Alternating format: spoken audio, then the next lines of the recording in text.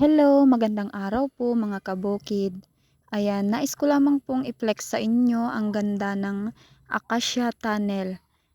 Pumunta po kasi kami nakaraan doon sa lugar ng aking biyanan, doon sa sitio Tagbarungis, Barangay Inagawan, Puerto Princesa City. So ayan, kapag pupunta ka po doon ay madadaanan mo itong Acacia Tunnel. So ayan po ang ganda ng kanyang view.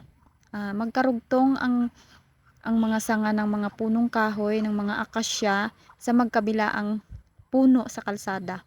So kaya na nalililiman yung bawat madaanan mong kalsada dito sa ilalim ay nalililiman ng kanilang mga sanga.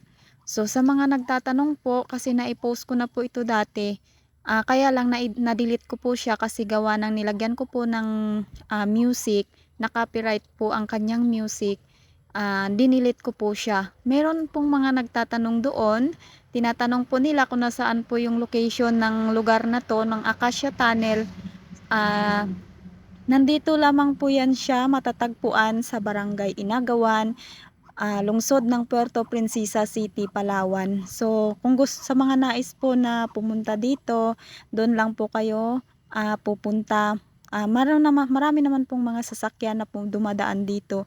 Kasi ito po ay isang national highway. Kaya lahat po ng mga dumaraang sasakyan dito po papuntang south, dito po yan siya dumaraan. So, ayan po, ang ganda ng Acacia Tunnel. So, gusto ko lamang pong ipakita sa inyo ang kanyang beauty. So, yun lamang po. Maraming salamat po.